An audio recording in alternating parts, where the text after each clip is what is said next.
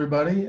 Today's presentation is about transitions, which is a very relevant topic for this current pandemic period. A lot of us are experiencing transitions of a whole variety.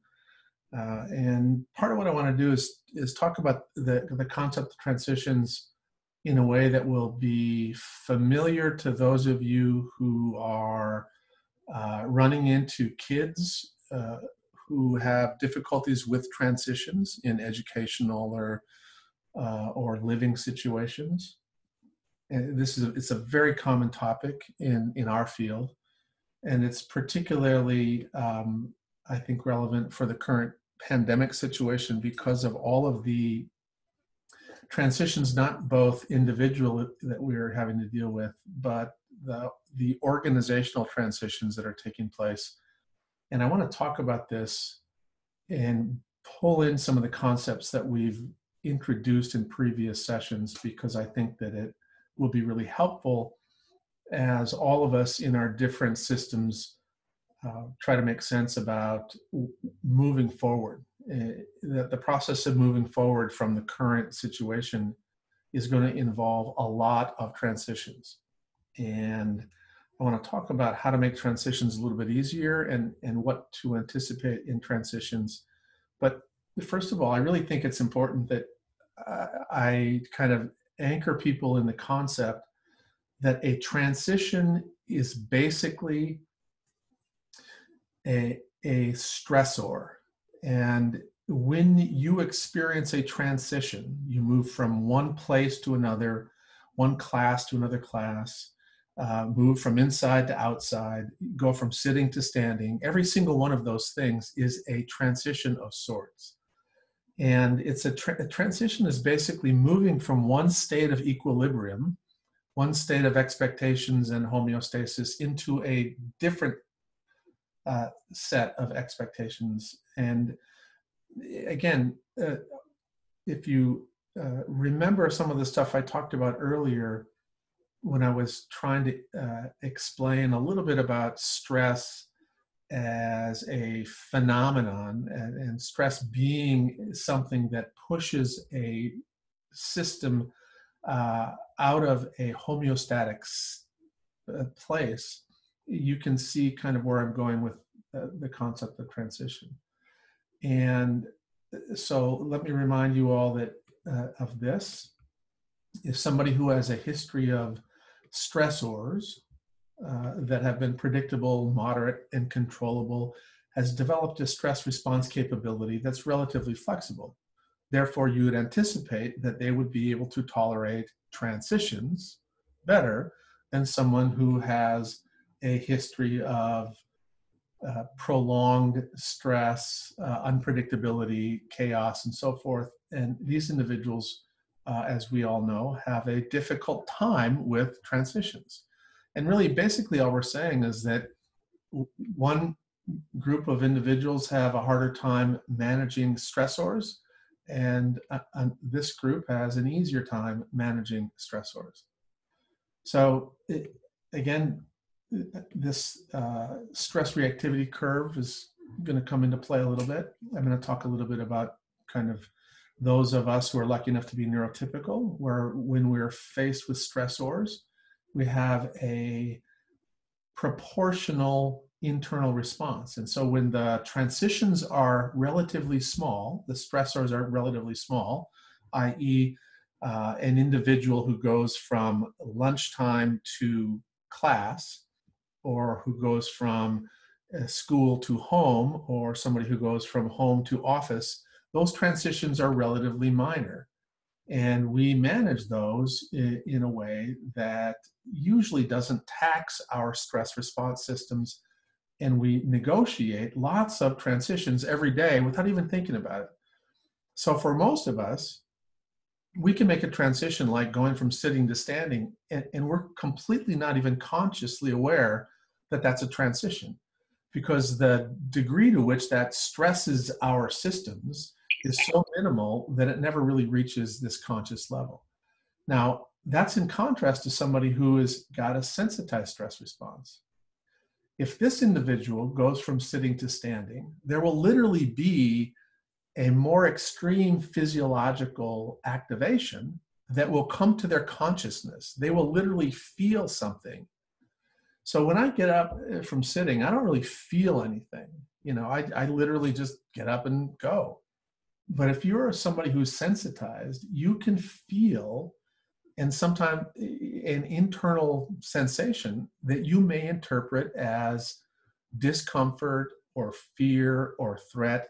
And there'll be times when, as many of you can attest, where a child will be asked to make a relatively minor change, and they'll act like we're trying to hurt them, or that this is like, it's a life-threatening experience to get them to go, brush their teeth. And it's these epic meltdowns are these disproportionate responses to what we feel are relatively minor stressors. But their reactivity makes the dose of novelty overwhelming. And so if you hearken back and want to revisit this concept, we did this little series on dosing and spacing. And so again, if you look at this stress reactivity curve, that comparing somebody who's neurotypical, you can see that a neurotypical individual can handle a pretty wide range of challenge, whereas a sensitized individual really can't. Now, again, dosing and spacing, thinking about this, basically you could relabel this and go, all right, somebody who's tuned up, who's sensitized, is going to be able to handle, small transitions. And they need a lot of time between the transitions to basically stay at their homeostat, partially tuned up. Whereas somebody who's pretty well regulated can have a bigger transition, and they can do more of them in a relatively short period of time. And again, this is a really important concept about understanding transitions and how to turn a big transition into a set of manageable smaller transitions. And I'll get to that in a second. So one of the things that I haven't really perfected this slide yet, but I'm trying to make the point here about the state dependence of how do you think about what's an adequate duration of time for somebody to get back to their baseline, and what's an appropriate moderate challenge for somebody. And it really is all state dependent. So when you're very calm, the amount of spacing you need, it can literally be, tenths of seconds. And you can tolerate minutes long of a dose, a challenge. Whereas as you start to move down this continuum, and the more threatened you get, the more the dosing shifts. You need longer periods of time to kind of get back to your equilibrium.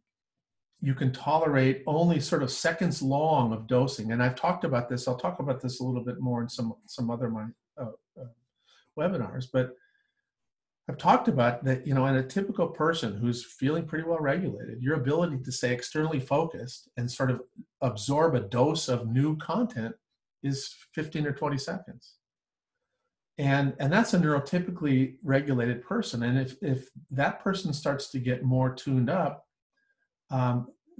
the amount of time you can spend bringing in new content, dosing new content, it disappears. It becomes tenths of seconds.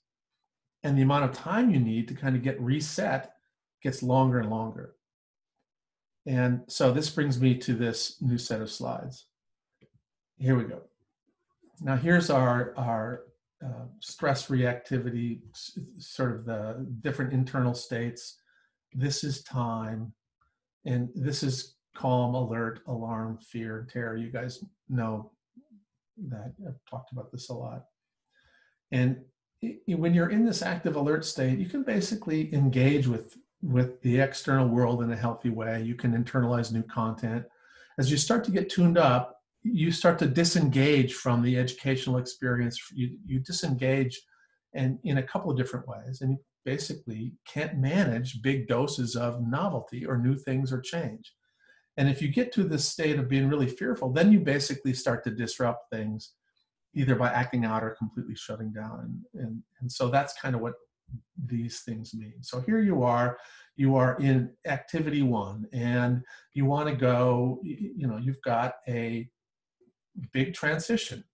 You have to make a lot of change in a relatively short period of time. And so we use this term delta C, how much change are you expecting a kid to make over a certain period of time? And so, in high school, we give you like 5 minutes between classes or 7 minutes between classes. And sometimes you have to go a pretty far physical distance, and you have to do a lot of social interacting, and you have to regulate and manage those interactions so that you get to the class on time, you get your books out for that class, and you sit down. And so there's a delta C to get you to the activity 2.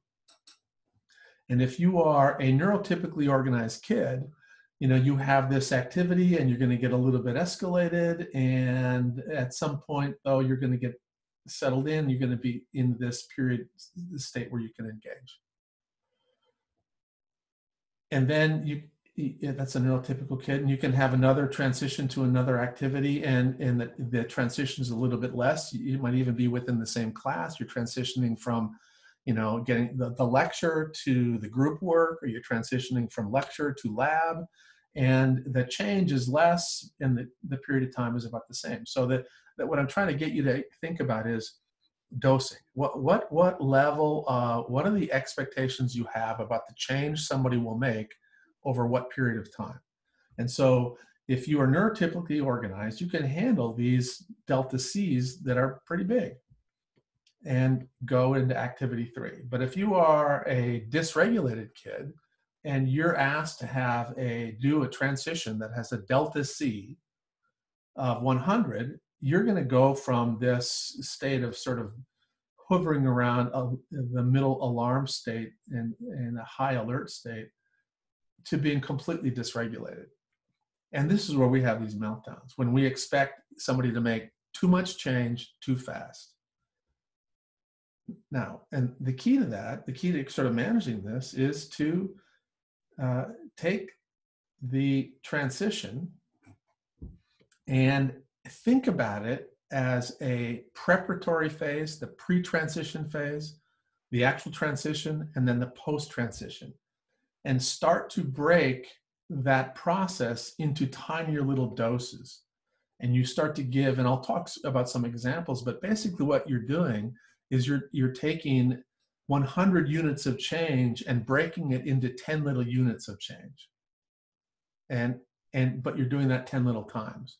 So 15 minutes before the end of the class, you say, everybody, 15 minutes, the class is gonna, we're gonna go to gym in 15 minutes. And at the 10-minute thing, you actually do something like start the transitional song, and the music starts in the background. And then at 5 minutes to go, you actually dim the lights. And so by the time you actually say, all right, everybody get up and we're gonna move, they're ready to go. And while you're doing your transition, you're basically doing it gradually. So an example might be, and I've seen in many schools, where they put in place somatosensory obstacle courses in the hallway.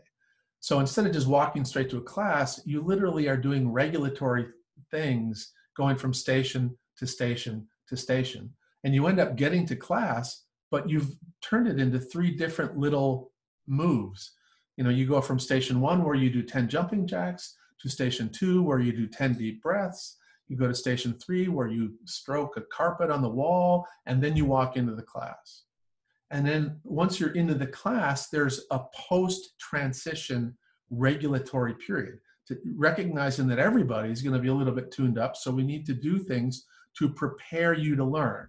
And so you're essentially even with a neurotypical person, you can break this into a bunch of little pieces and make sure that they stay in the engaged phase, really all the way through the activity, the transition, and into the activity 2. And again, if you have, the transition within a class to some other thing, you'll take the delta, the delta C of 40 and turn it into 4 little transitional steps. And again, what that does is, that doesn't make these dysregulated kids perfect. but it really diminishes the probability that they're going to have a complete meltdown. And if you do this in a repetitive enough way, over time, these kids begin to be capable of actually being regulated enough to learn and to benefit from all the other things that are happening in these activities. But at a minimum, when you take into consideration these transitional rituals and routines, you're allowing these kids that are sensitized to not have a huge explosive failure. And so here's some examples of pre-transitional preparation. I've talked about this with, music, and you're really clear about the time announcements and change in lighting. And now a lot of this stuff is anybody who works in early childhood settings, you're really familiar with this stuff. You guys do this all the time. And part of what we've been trying to help people who work with elementary school kids, middle school kids, and high school kids recognize is that you may have kids that are chronologically 8, 9, 10, 12, 15, but they don't have the regulatory skills to manage a transition the way you may want them to. So you can bring in age-appropriate versions of this to help them make the transition. And incorporating regulatory activities into the transitional process helps a lot, and then have post-transitional routines. And that's, again, there's a lot of many more creative people on this call than me that can talk in great detail about this. But now what I want to do is take a minute and just think about these concepts in organizations. Because part of what every organization or every group does is it has a whole bunch of transitions. And part of what we know is that organizations have some sort of working equilibrium, and then they'll introduce a new policy or program, or they introduce new personnel, or they introduce a new workplace, and basically they go from time one, there'll be a transition into a new thing that we do as an organization with the idea that we're going to become more functional. The goal is to get more functional. So we add this new program because we think trauma-informed care is going to make you better at what you do. It's going to make you better understand the kids. So we're going to make you go, take a bunch of your time and learn this stuff. And the reality is, what I want to point out here is this. In any dynamic system, whether it's an individual during development or whether it's an organization as it's trying to improve, there is a necessary disorganization before there is the reorganization. And so there is a predictable decrease in functional capability that you can anticipate. And the leader, as part of making a transition go well, needs to understand that, needs to teach about that, needs to anticipate that, needs to change expectations during that time, and support the transition to this new level of equilibrium. And if you're a healthy organization and you incorporate the things that I'm going to talk about, like right here, we'll talk about some of that stuff in a minute, you can have a lot of these incorporating things. And many of you are part of organizations that have successfully added in. We taught everybody TFCBT, and that didn't quite work. It kind of helped a little bit. So now we're going to teach everybody Sandra Bloom's stuff. And so you learn some of that and you incorporate that and you reorganize and you feel like you're doing pretty well. But, well, maybe we should start NMT. And so you bring that on, and all of these things, you're adding on all of these things. Every time you do that, that's a huge stressor on your organization. And I could go on and on about this, but I think you know what I'm talking about. Now, here's the dilemma. Just like human beings, if an organization is distressed, its capacity to make these shifts is compromised. And a lot of times, the well-intentioned efforts to bring in trauma-informed this or trauma-informed that or whatever leads to deterioration in the organization that is prolonged and they cannot recover from very well. And it might involve things like turnover in staff and And, I don't believe in, we got to hold kids accountable. I don't know what you're talking about this collaborative problem solving stuff. Kids are going to run wild. And so some people quit, and then you got to bring new people on, and then you got to teach them. And so you have organizations that are under duress that have a harder time with these transitions. And this is part of what we're all going to experience over the next year. Because I'm telling you right now, there's not a single organization out there, child welfare, education, mental health, grocery store, tattoo parlor, that is going to be able to get back to normal by the fall. It's just not going to happen. I would highly doubt that there will be any conferences of significant numbers of people until next spring, when there's a universal vaccine that everybody feels comfortable about. Until then, we're going to be doing a lot of virtual conferences. A lot of us are going to be doing virtual work. Many of us are going to try some hybrid version of some people coming back and some people not coming back. And it's going to be a frickin' mess, because what will happen is we're going to basically keep changing the rules. And this goes into, I've talked about this when I've talked about sort of decision fatigue, but we're going to have a lot of organizations that really are bottomed out on their functional capabilities during this. And I think that we as leaders have to anticipate that for people. We have to anticipate that for the leaders and others, our colleagues, because one of the things that happens down here when there's sort of diminished output, very rarely does the organization take a deep breath and go, wow, maybe we should back off. Frequently what they do is that they get more and more frustrated and angrier with their frontline staff who are supposed to be doing all this hard work. And so this is something that we really need to think about in transitions. And the upcoming transitions, and I hope that the organizations that are going through all of this take some of this stuff into consideration, that all transition needs to be preceded by really high quality communication. Calm communication about where we're going, how we're going to get there, and anticipate some of these foreseeable problems. These are completely foreseeable. And then as the process proceeds, make sure people understand the timelines. When is this going to happen? Don't leave things up in the air. The more ambiguity there is, the more people get escalated and dysregulated. And then go out of your way to identify, support, and prepare people who are going to have new roles in the new version of whatever it is you're doing.